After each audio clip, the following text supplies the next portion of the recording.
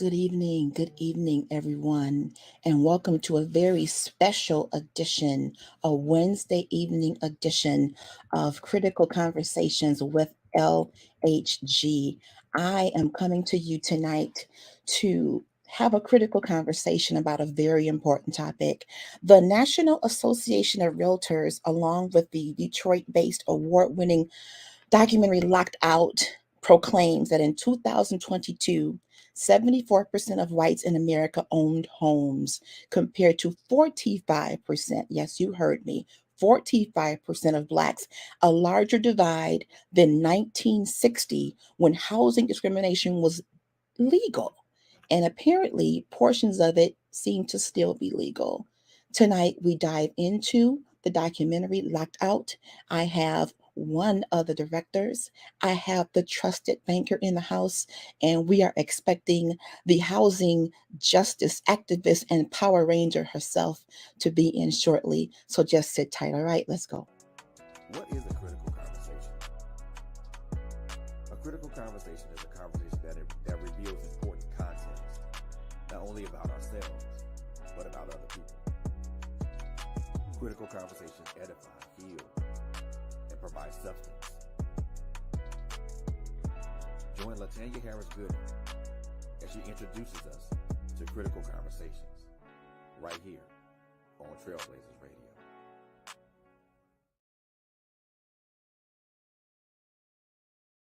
Need you to do, and again, welcome to the show. I need you to tag, I need you to share, to subscribe, to comment, because tonight's show is going to be power packed. They're already coming in. Detroit is rising up in the comments, and all over the country, they're coming in. They're coming in. Hello, Auntie Diane. Thank you, Cousin Kenyatta. Yes, yes, yes. Thank you. We are in here. We are in here tonight. It is on. It is popping.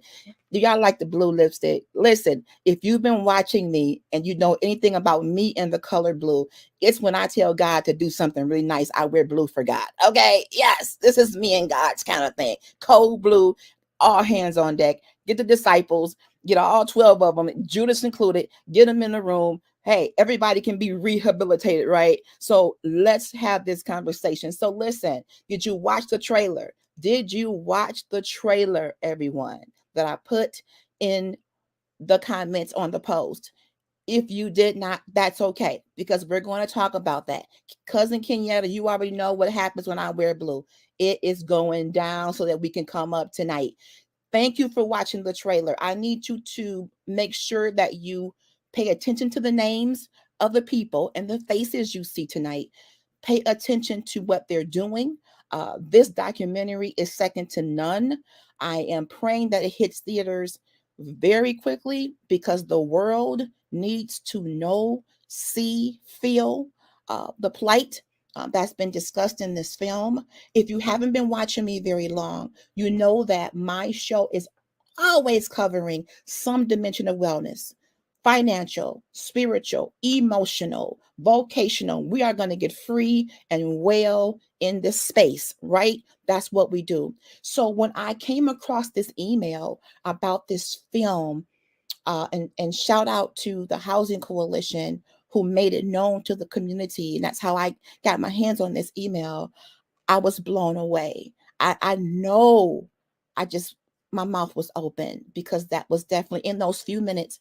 That was my story. So tonight, without any further ado, I'm going to bring two of my guests up and we're going to begin this conversation. I want to introduce them to you. Keep on coming in with the comments. Make sure you're tagging and sharing. Here we go. Let me bring these wonderful women on the screen. Here we are. All right, there we go. Can you ladies hear me well? One Absolutely. wonderful. Welcome. I want to make sure I say your first name correct. Lucina. Perfect. Thank you, Miss Lucina. Lisa. Yes. Right. Ladies, thank you for being here tonight. I want to really, really let the people know that this is something that um, I resonate with. And give me just one second. I'm reading my private chat so I can make sure we get summer in here. Bear with me, everybody. I think she might be in the waiting room. Okay, I don't see anybody else at the bottom. I'm going to just message her really quick. Bear with me, everybody. Thank you for your patience.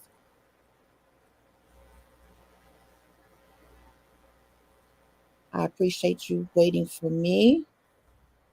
I'm just going to ask her to use the latest one that I sent so we can get her in here. All right.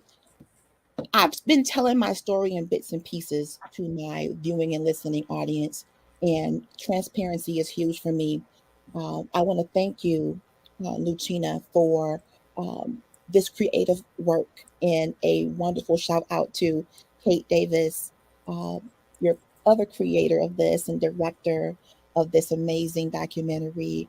Um, I am just so excited to talk about it and to really dive into what we knew a little bit about what was happening, but I don't think we had a clue. And the trusted banker gave some beautiful explanations of what really is happening, because language is everything. And if you don't understand language, it could really make or break you. So, just the infusion of all of these wonderful people that came together with a different aspect of this, and the why and the how, and the women who opened up their lives and their families to this process, to the world. Thank you, ladies, if you're watching. Thank you for being so open. A little bit about Lucina Fisher. Let me give you some information. Award-winning director, writer, and producer, whose work is at the intersection. Oh, I love this statement of race, gender, and identity. So picture an intersection with where these components come together. That's the real deal for me. So her featured directorial debut, Mama Gloria. I had to say it like that because I got a mama that lives in me. Mama Gloria is a 2022 GLAD Media Award nominee, won multiple festival jury awards, and was broadcast on PBS. And we love PBS in the Detroit area. We grew up on PBS. Some of the most amazing and influential, informative programming came from PBS. So those are our roots. So most recently, 2023 Freep Film Festival world premiere in April. I don't know where I was or what planet I was on. I'm like, what? What? We were just there. Like, where was I? Oh, what? Did I have a Rip Van Winkle moment? Was I asleep? However, it's okay. Shine a Light Award feature, right? Best documentary feature, American Black Film Festival. Oh, I need to see some snaps virtually in these comments. Let me tell you, and this is my first time uh, being introduced to you. However, what you've been able to do yourself and Kate, and even reading through some of the notes and on the why of this, you Hmm. both brought such unique perspectives to this situation. I love the diversity of this team. I love the fact that you really did lay it all out for us in such an eloquent way. Hello, Simone. Thank you for joining. They're coming in. They are coming in. They are coming in. PBS Kids, Simone, you are dating yourself, my dear. PBS Kids, thank you, Simone, for being here. And I just want to tell you and to tell our viewers how much I appreciate films that deal with topics like this, Hmm. that may not be comfortable necessarily to talk about, but really necessary. That's why I call this show Critical Conversations. If you can think about in a hospital, when something is critical and you hear all the bells and whistles going off, it's cold this and cold that, and it's a rush. It's like we need help. Something is not right. And I feel that way about this topic. In our community, we're suffering. I'm a Black woman. I'm a mom. And I can remember my family having these little sidebar conversations and whispering about our housing and going to my aunt's house. And when I got picked up, we were in a different home. And again, parents do the best they can do with what they have in the world they live in the mindset they find themselves in. So, this is really our story out there. It's not just happening here. That's why I want everybody in these comments. We need to learn, grow, and understand what's happening. The trusted banker is in the house. And when I read uh, your bio, what you're doing as far as financial literacy, even how you represented yourself and gave such great information about the industry of lending. You can't do a documentary without facts. You have to have your experts in line that give you that level of expertise so you can understand what is it? Because some of these contracts are pages, the print is font -2. You can't hardly see it, less known read it. Some of the verbiage is words you don't even understand. All you know is, Lord, help me save this home for these babies. What do I have to sign? And we sign our lives away sometimes just to get a piece of peace. So we think. So we think we have peace. But in essence, when you get a chance, America and abroad, because we're all the way in Africa and across the world here, when you get a chance to see this film, you're going to understand better what's happening in the world we live in today. Not just talking about the 50s, the 40s. There are some things that are happening. There are systems that are in place today that don't necessarily want to see everyone have a piece of that wonderful American dream. And we need to become educated about what's happening in our world financially. Please don't be intimidated by contract lingo. Get some help. Read. If you don't get it, let somebody else get it. I'm checking on our guest. I don't know why I do not see Mhm. Summer. Bear with me, everybody. I'm going to send her the link just one time. Hang in there, everyone. I just want to get everybody in the room. I'm just going to shoot this to her email one more time. Hang in, everyone. Thank you for being so patient. I just want to shoot this to her one more time because I want her in here. Okay. All right. Just sent this to her again. Okay. We're back. Thank you again for your patience, everyone. It's want to get Summer in the room. So let's talk a little bit about the trusted banker and some of the things that she's been doing in terms of financial literacy. And I read that she is looking to empower 1 million people, 1 million, to become more bankable or have more bankability. That's a serious word, everybody. But we want to stop becoming intimidated by financial language.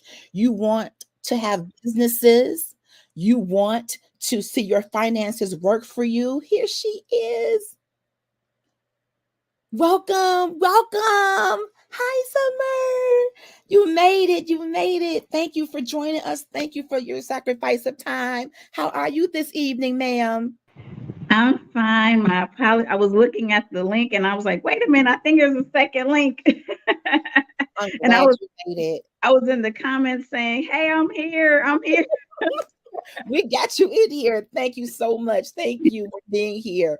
Um, Miss Lisa, I also just want to say when you talk about unlocking financial potential, it really has been a locked door for many of us. Many of us in our families didn't talk about money. We knew there wasn't much of it, but we didn't understand how it was supposed to be handled. And again, our families do the best they can. I am not giving any bad name to parents. I just know that my parents did what they could. They had plant jobs. And as long as you had one of the big three jobs, 2 chicken wings and a bottle of soda pop, you were successful in our community. Yes, it was just that simple. You work your fingers to the bone, you retire, and you hope to have a life after that. We didn't talk much about entrepreneurism. No, we knew that our parents made money. They kept those discussions very tight lipped. That was grown folks' business. However, now we're having more open discussions about money. And I'm glad that we have the banker in the room because, as you stated in this documentary, home ownership is the foundation of building generational wealth. We want to build generational wealth. We want to see our children even more successful than we are. Summer, I called you the housing justice activist Power Ranger, young lady, because you showed off in this film. Phone was ringing. Where are you? I'm on my way.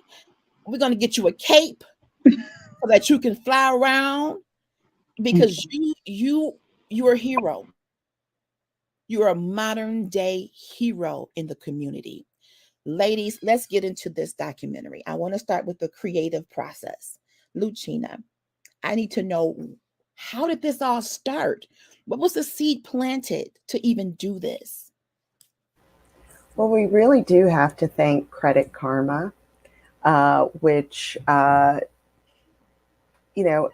a company that really wants to make a difference. And Mhm. they thought, how can we put our money to use in a way that educates and uplifts community Mhm. um, in the area of finance.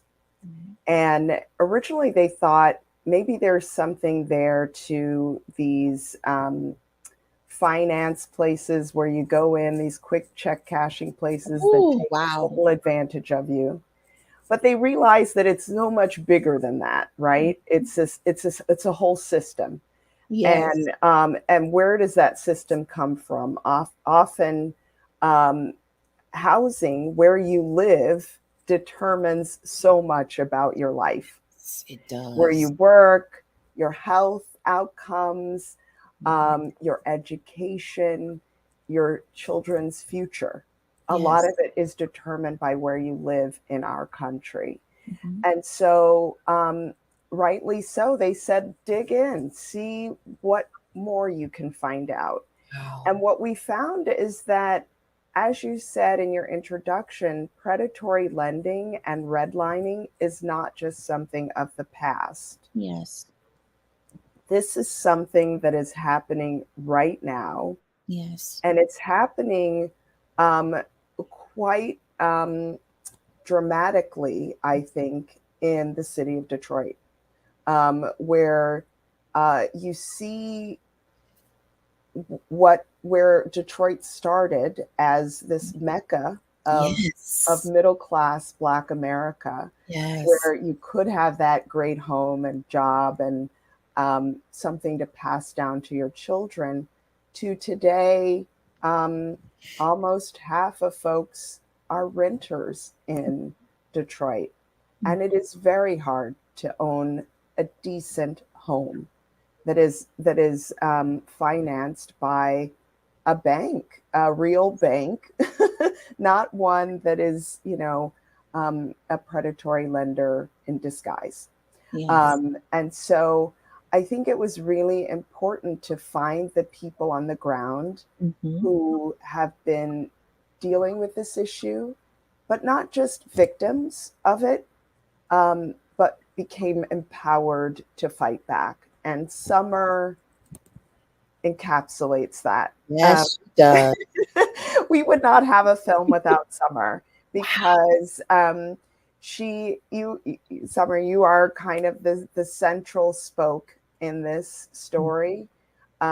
You touch on so many different people in the community, and you know that it is a bigger issue than Detroit, and that is the next frontier for you. But I think we really wanted to make a film where people feel not only educated and, Mm. yes, rightly angry Yes. about what's happening, but they feel a sense of hope. Yes. and that the solutions are within our hands. Yes. That, you know, if enough of us fight back, the powers have to listen. Yes. And Summer is one of those people leading the fight. And she's doing so in an amazing way. When her phone rang, I was like, "What they saying? What are they saying? Where are they?" I'm like, "Where are we going, Inspector Gadget? What's the mission?" I mean, I was like so into it, and the passion. She's like, "Look at this home. This is not right." I mean, you really did, in a very passionate way, let it be known what people were dealing with. It saddens me that what you a mom just wants to have a place for her children to lay their head and to have a good meal. When if Big Mama didn't have that house, if Medea didn't have, I call my Amy's house headquarters. It's the everything. It's if you need somewhere to go, if you're hungry, it's like our safe haven in our community. And that's a big word for us to talk about tonight. Community, village. How do we even have that without stable housing? It's more than brick and mortar, people. We're talking about the preservation of the African American families. That's what we're talking about.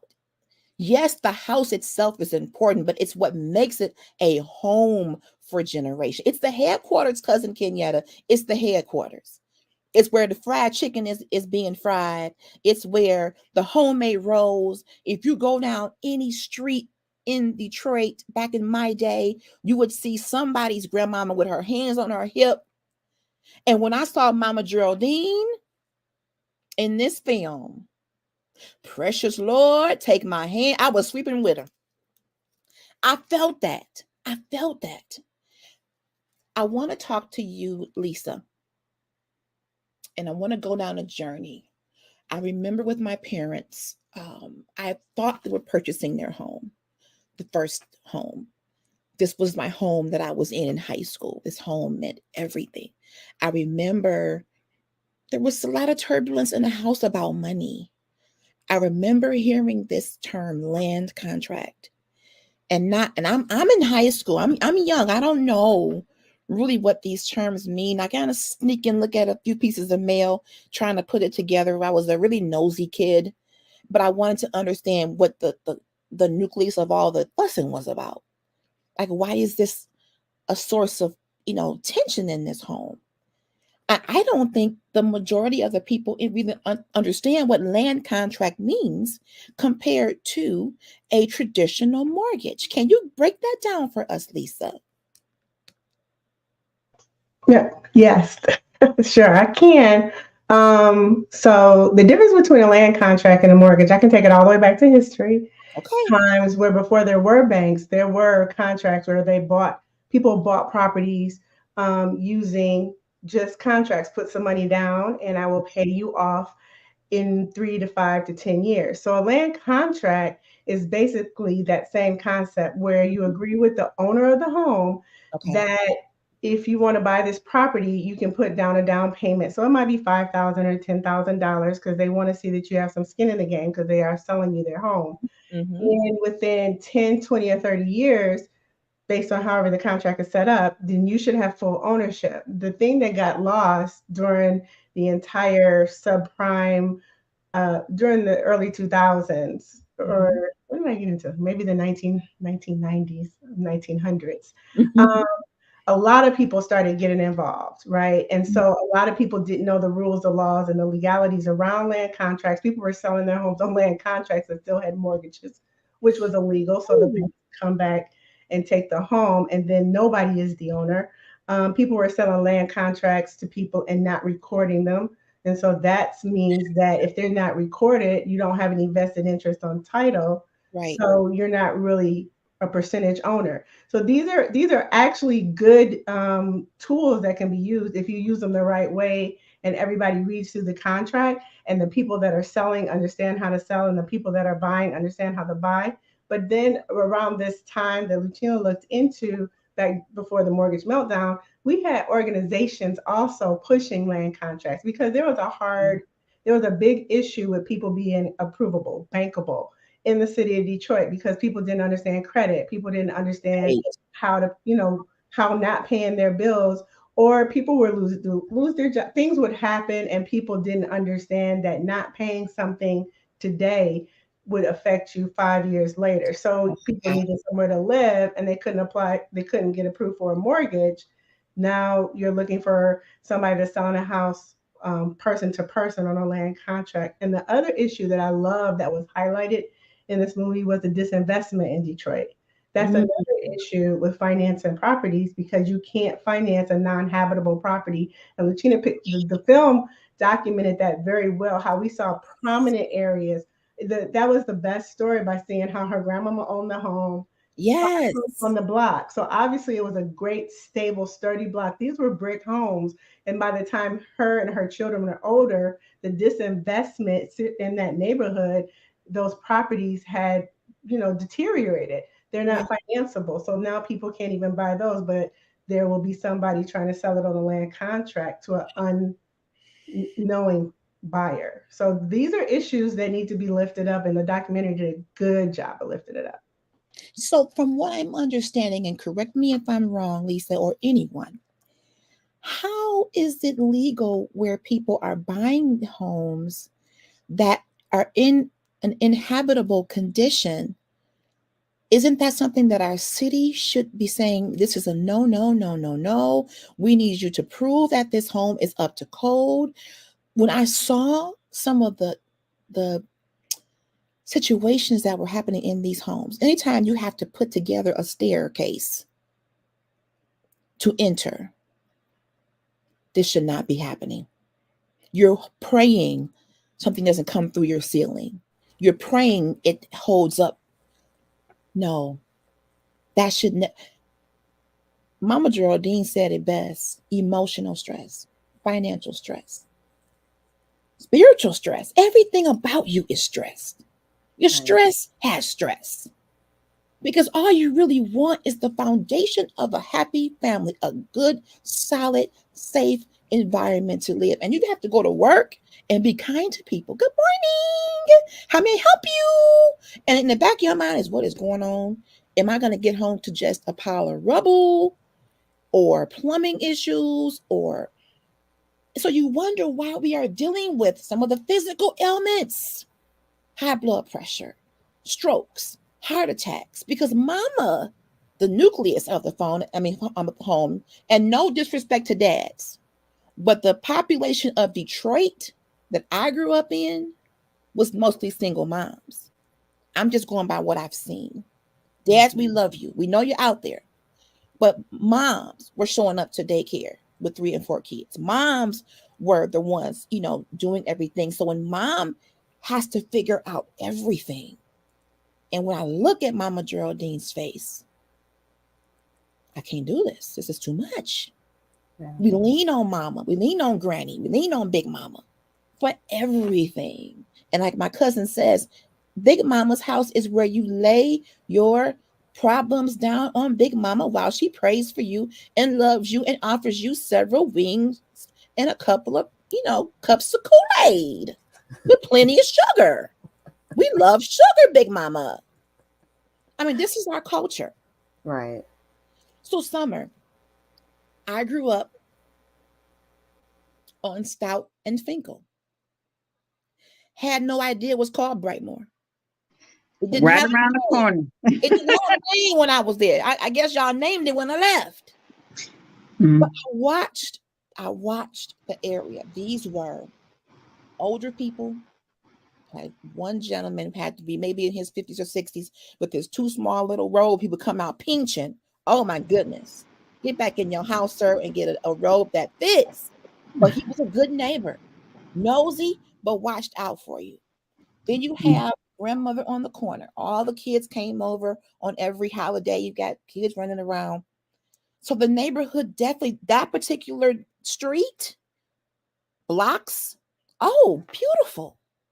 Everything. My granddad left this home in our family immaculate grass. He made sure everything was on point. Even in terms of the mortgage, he had paid so much down to where the mortgage was very affordable when he passed away. So when I moved into the home, after asking my mother, could I do so, I was excited to be able to say I'm living on my own, and it was just amazing. But over the years, as grandma started to pass away, and unfortunately, some of the children weren't willing to take care of the property either. But grandmama put everything in those homes: blood, sweat, tears. Everything she had probably went in trying to keep those homes. I didn't know that you can lose a home multiple ways, whether it was tax foreclosure, mortgage, maybe even an unpaid water bill. I did not know. This is why this documentary is so important. We got so much information given to us in a very palatable way where you can say, oh, I got to do better about paying attention. I must do better about reading contracts. But I have to know, Summer, how did you even get involved in doing your activism work in the community? How did that start? Well, good evening. Good I'll tell you evening. right now. I got mad as hell. That's Okay, what okay, there it is. because I was tired of seeing what was going on in the community. And what happened was, I remember attending my church, right? When I was like 18 or 19, I moved into the Brightmore area. And Mhm. one of the mothers of the church said, Summer, go back. I said, go back. She was like, you need to go back to your community, Wow, and I want you to ask for two people and start your transition of leadership, but you must start at home. wow. And she was passionate about that. So then there was a community meeting. I received a flyer, and there were some multimillionaires at that community meeting, and they were talking about the bylaws and all this other stuff. And I said, well, hold on. Why isn't there any community input? Mm. And so I did not know at the same time the questions that I was asking in the room, that there was nominations for an upcoming election in regards to running for a particular community board. And so that following month, I went back because I wanted to learn more about what was going on in the Brightmore community. There was a few nominations that said we were like for, they put my name in, and I'm like, what just happened? And they voted me in as vice chair of the Brightmore Alliance at that time. And so I just continued to excel until it was like my time and season to do other things. Mhm. But I had the opportunity. That's where I would say I was at the midway point, because I was doing things in the school system prior to that with a lot of parents and families and listening to some of their economic needs. But when I started to get out into, fast forwarding to the Brightmore area and seeing things for myself and living in the community and attending church, I even switched churches to that community. Mhm. It really was time to start to broaden horizons. And being one who was about to, who received a home in that area, I Okay. was told we'll rent with the option to own. It was on Mm. TV in Detroit. It was an Remember investor. that. Uh, Mhm. I want to say his name so bad because it's still happening over there in that community. Mhm. Um, Mhm. and Mr. J.O., that's what I'll say, hyphenated. He basically went on TV under the Archer administration, former Mayor Archer, and said, hey, I have these homes leased with the option to purchase, stay in there for 10 years. Portion of your rent will go towards it. And I'm like, oh, shoot, great. My rent at the time was only $425. Ooh. Oh, yes. I was like, I'm in it. My son and I were about to go in this thing. And when it got to the 10-year mark, I started asking questions, and Wow. people started getting quiet. Mhm. And I was like, what do you mean? And then finally someone said, oh, it's actually 15 years. Oh, So wow. I said, now wait a minute. It was 10 years and I started to ask around. But when you start asking around, people get quiet and they, Yes. start shuffling. And so then when it got close to the 15-year mark, I started doing research on my own about learning about becoming a homeowner. But I Yes. wanted to start the process like 2 years going in, like preparing myself. I never owned a home before. I was young.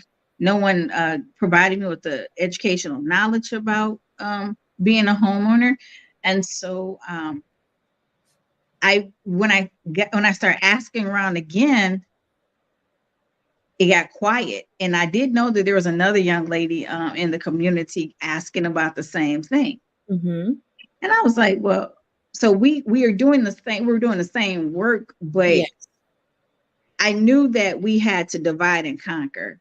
Mm-hmm. So I started writing letters, and finally in 2017, because now we are 3 years past the 15-year mark. Wow.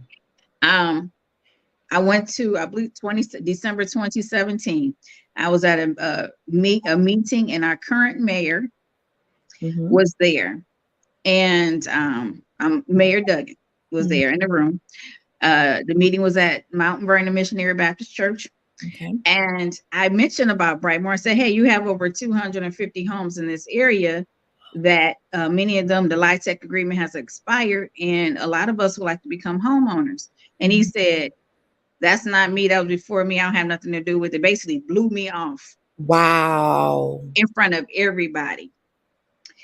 And I told myself, oh, you will see me again.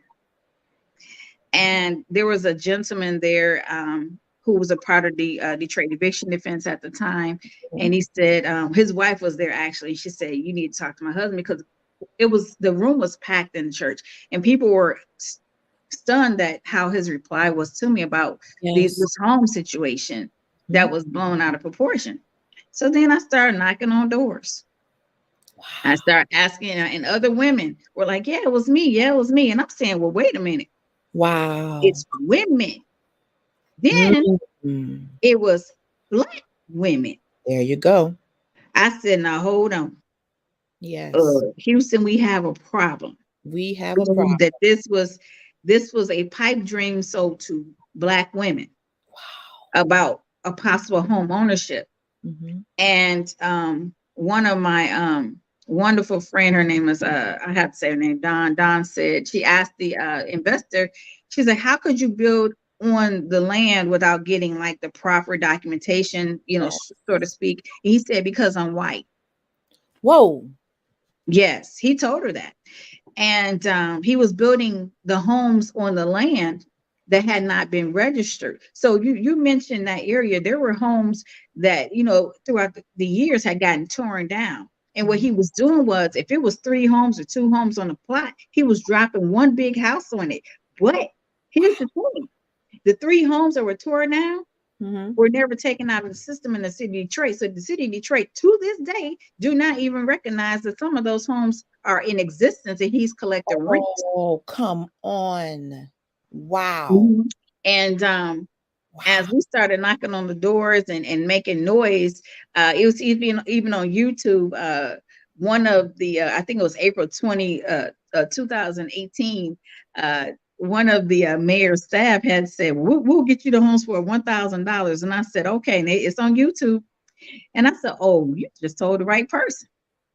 Right. And the right person. The right person. But then it was like, well, I'll get you and Don your houses. And I said, no, we don't do that, Miss. We don't do that. Everybody. It's all or nothing. And so, well, you and Don will be the first 2 pilots, and then we'll go ahead and get other people their homes. Wow. And so when that happened, in 2018, we were able to close on those particular houses. However, there were stipulations that you needed to stay for additional 5 years or so. And other people, and then everyone else over there, we don't know what's going to happen. A lot of leadership change downtown. Then COVID hit, all of this stuff. And even today, I went to a meeting earlier this year, probably about 3 months ago, and it came up again about home ownership. And so I'm like, you mean to tell me only 7 homes out of 200 and something are released? Oh, Then they said, well, they're under different life tech agreements and different homeowners and everything of the sort. That's my little pepper in the background giving. And Pepper said, so "This ain't right." yes, yes. So in the same sense, King, it was like we need home ownership and educate the community about becoming homeowners. But the rent is steadily gone up. Yes. And no one has an answer for these women of the community. And when I went to the community meeting, it was trauma to me. Yes, I can see And when how. going back over there, it was this trauma. And in the Yeah. same sense, we were trying to look in the transition, as you saw in the film, to where we are now. And my husband became ill. We had a relative that was ill as well. So we were preparing for our future to try to get something to where we can be closer to a loved one. Yes. And as you saw in the film, we ran into some redlining issues. I Oh, had the actual banker look at this house that we're in and say, you can have any house you want, but that house. wow. Yes. And I was like, oh, for real? And Wow. he would not reply to any emails. And so I had to go get one of my friends outside, who's also a realtor for over 20 years, and he was able to close the deal with no problem. But it was a lot of red tape and hoops. It was like, oh, you need this document, you need that document, you need more money, you need to pay your insurance up in advance, and this is a guest, how much you need to pay. And so I just could imagine how other families get Yes. frustrated about the home ownership process, the red tape, and Yeah. it's like you get ready to close, and there's something else like, oh, we Oh, forgot to tell you this, we forgot to tell you that, and to get you to get discouraged, or you need more money. And I laugh because I just found out that we overpaid, and now they're like, oh, we owe you some money back. Oh, wow. well, isn't that something? Wow. So it's when you think about legacy, Mm-hmm. I often think about how that's going away when it comes to home ownership. Yes. I was watching the news, and I believe in Atlanta, Georgia, just outside, they're building a community of over 200 homes in which the rent will be $2,000 Whew. a month, and I believe it's called Heritage Home, Heritage Park, something like that. But it's right just north of Atlanta. And that's the way it's going now. These investors it's no longer the option to purchase because you're getting priced out. Now, here in Detroit, it's cheaper to own a home than it is to rent. But Mm-hmm. where is the space for those of a certain age between the age of 24 Mm-hmm. and 40? Okay. There's no housing stock. And if there is, you're going to be paying because the AMI has run out, in Wow. which was instituted by people like Mary Coleman Young, Mhm. former Mayor Coleman Young, and several others. But we have mayors throughout the years that never reinstitute another contract or revisit it. So now we have people who are about to. I think some seniors just got priced out of their apartments. Oh, wow. My This Lord. it's still happening. It's Wow. getting worse. Yes. So it's all across the spectrum. Mm-hmm. I know we're on short on time, but I was trying to put so much that's happening with this whole Yes. housing thing that it does cause trauma.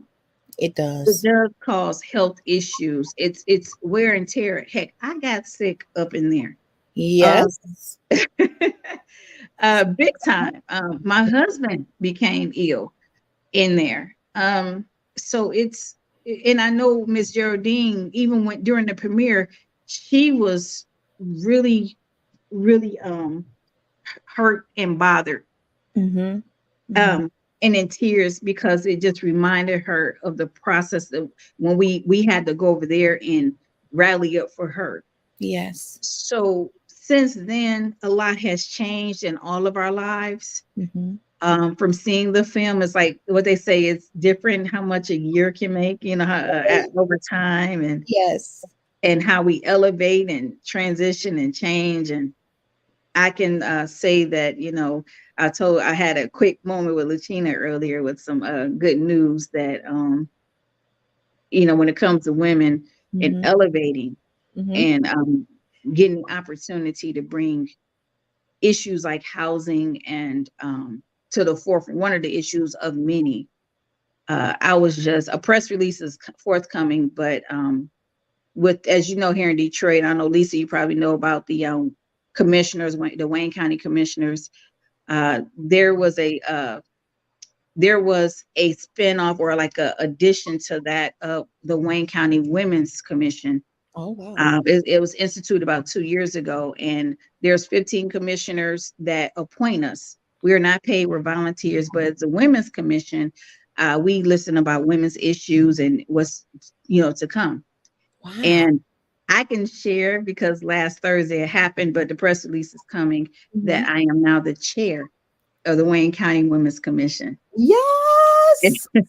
And so, with that being said, when it comes to we Yes. talk about housing, and with the not only in the city of Detroit, that means Northville, Brownstown, Yes. anything Come on. connected to Wayne County, those Yes. 40 plus cities. Women issue, not partisan, just coming together Love and doing that. this. I'm excited, and then I also shared with Lucina that I'll sit on a national board with out of DC with the public defenders, and we have something coming up, a major conference in November, and I talked about Yes. locked out, and they're very interested about Yes. bringing that to. God is We're working, gonna, Kieta said. Yes. so we're going to Oakland, California, and they want to hear about more about housing, and so I'm about to write letters to get some our Come on, local Summer. Come people to on come to and California. blaze the trail for us, sister. Come on. So it's my sister would say it's called a non-traditional blessing. Okay. And when you have non-traditional blessings, it's when you're called at such a time, you'll be set and ready for it and ready to lead. And so it's a blessing that, working on a grassroots level, and I haven't gotten paid for any of this. Wow. None of this over the years, Wow. because I can't be bought and paid for. Come You on. can hire talent and Yes. skill. You can hire talent and skill, Woo. but you can't have passion. Come Okay. on. So, with that being said, it's, I look forward to now expanding on different levels, and bringing this issue about housing, and along with many other issues, and Yes. educating. So yes, Ms. Lisa, I'll be tapping into you soon. Um, about issues that, Love it. when it comes to housing and our seniors. We have a lot of senior citizens that are so scared right now. My bonus grandmother called today with some housing issues that have not been resolved here in the city of Detroit. So you have the city, the state, the county, everybody is like, who in the heck is doing their job? Yeah. Nobody. Wow. But some are. You. Nobody. I mean, Summer is doing their job and hers. Right. Yeah. It's these Black women who are Yes. doing the job. group Lisa, right here. who is educating folks, and Yes. and Summer, who's stepping in and helping bring people's housing issues to attention, to get them resolved. You asked earlier about the accountability and the oversight. How Yes. can a single mom like Nija just be allowed to purchase a home in 2 days that doesn't have a furnace or anything in the bathroom or a Yes. stove? It just seems I can't even imagine. I mean, that's third world. Yes. How is that allowed to happen? Should How never can that be sold to somebody? And it's because there is not government oversight. The oversight comes when people become renters. And then the oversight is on the side of the landlord. Wow. The person who holds the contract. Wow. So there isn't a lot of protection for these folks who are going into these land contracts Mm. unknowingly. And, like Lisa said, sometimes it is the only option for purchasing a home, but Yes. you have to be so very careful. Yes. And you need a lawyer, you need others, realtor, folks on your team who can help you sort Yes. through and get the best deal. Because owning a home is such a huge responsibility. It is. Even when your home is up to code and has been inspected, there's always something that goes wrong in a home, Yes. and you just have to be prepared to deal with it. But it was truly tragic to see this mother who's just trying to do the right thing, Yes. right?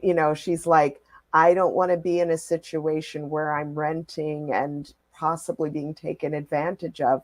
I want to give my child a solid roof over her Yes. head, and goes into this unknowingly.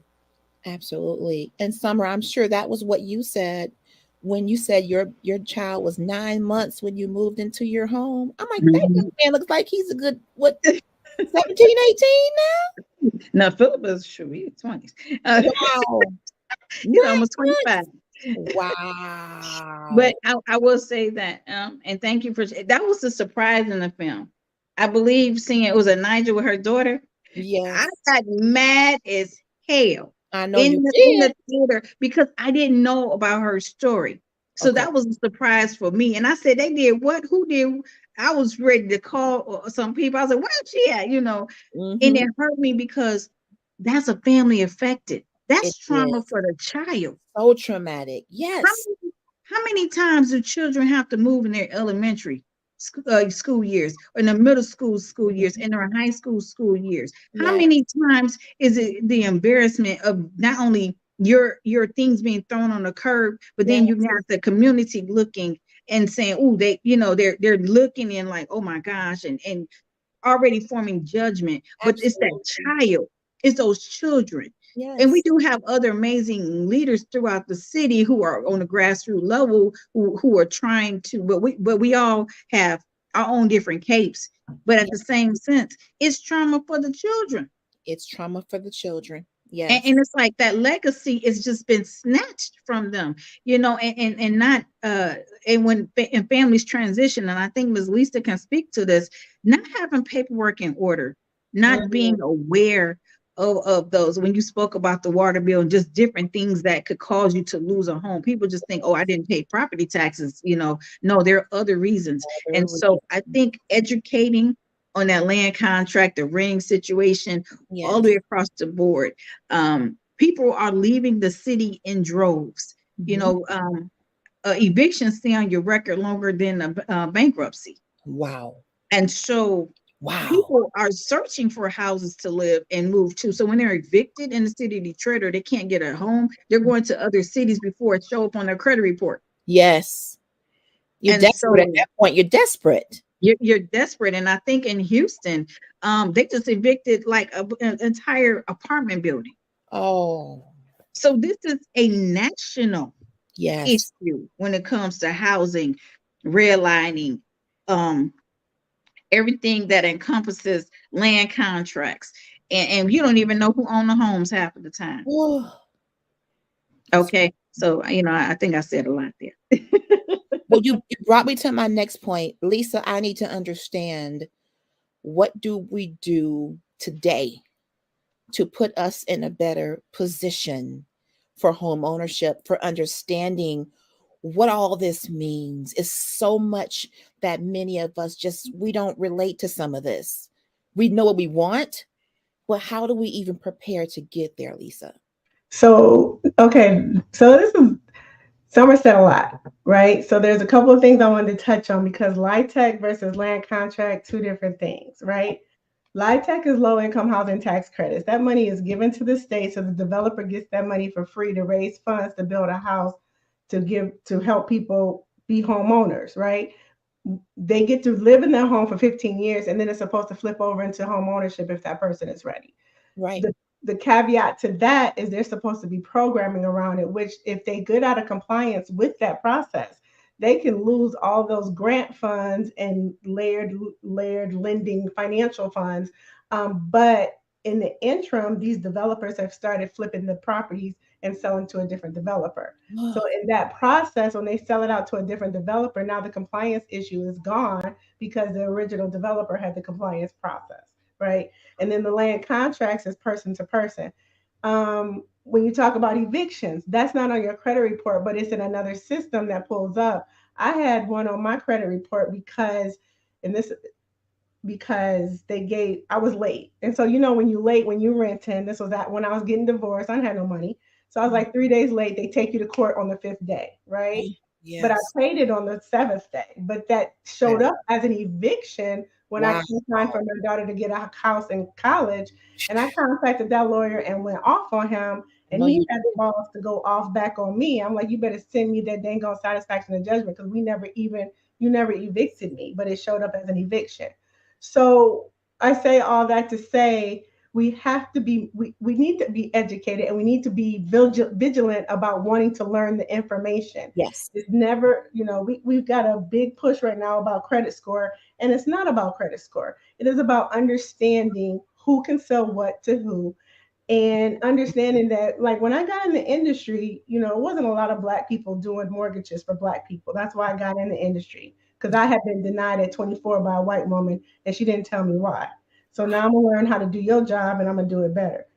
I started doing mortgages for black folks, but white folks was there too, saying how easy it was to get over on black folks because we do not know or understand credit. We don't understand the paperwork. Oh, And so they're churning and churning and churning us, right? And so I say we have to start saying we want to learn this stuff and stop trying to Jimmy rig it, how we be Jimmy rigging stuff. We we don't Jimmy rig everything. don't want to Jimmy rig our Each credit. other.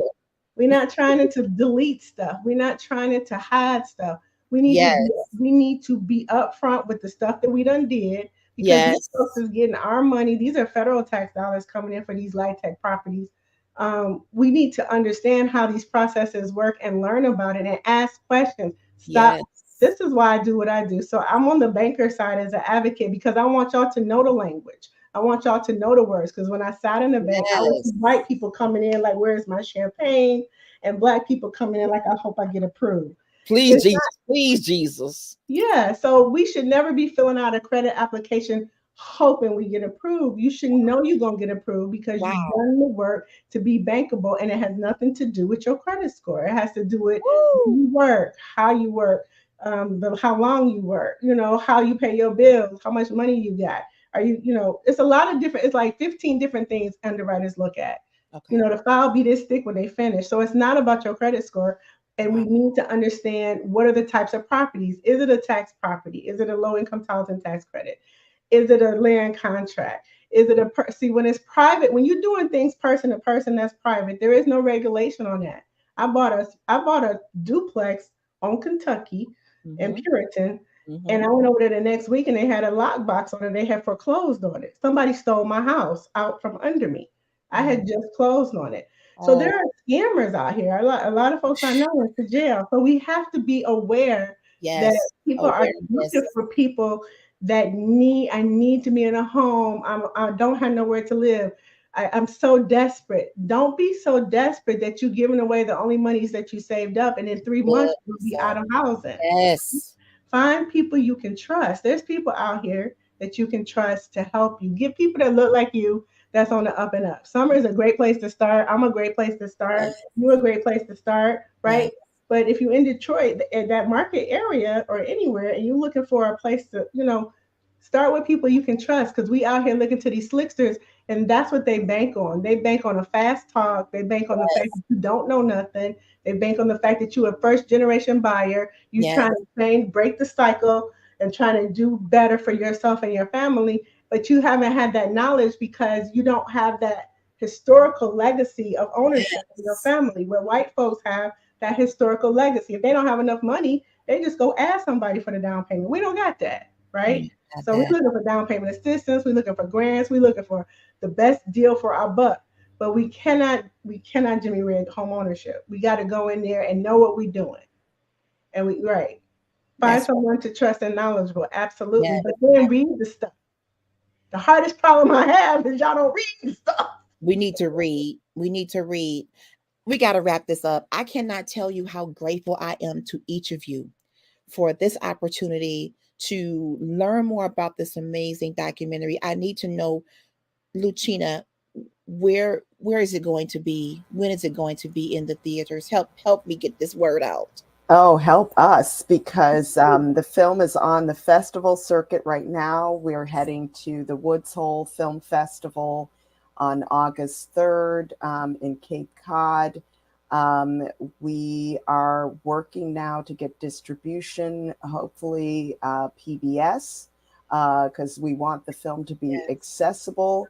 We're bringing it to conferences, to cities. Got a request from Columbus, Ohio, the mayor's office. I think it would be great to have it in theaters and to have the community there so that, you know, Yes. people are getting educated, motivated, activated, and change can happen. So, yes, please reach out, lockedoutfilm.com. You can find us online or on Instagram, Locked Out Film, and yeah, please, you know, get the word out, because we want the film to be seen by everyone. Everyone.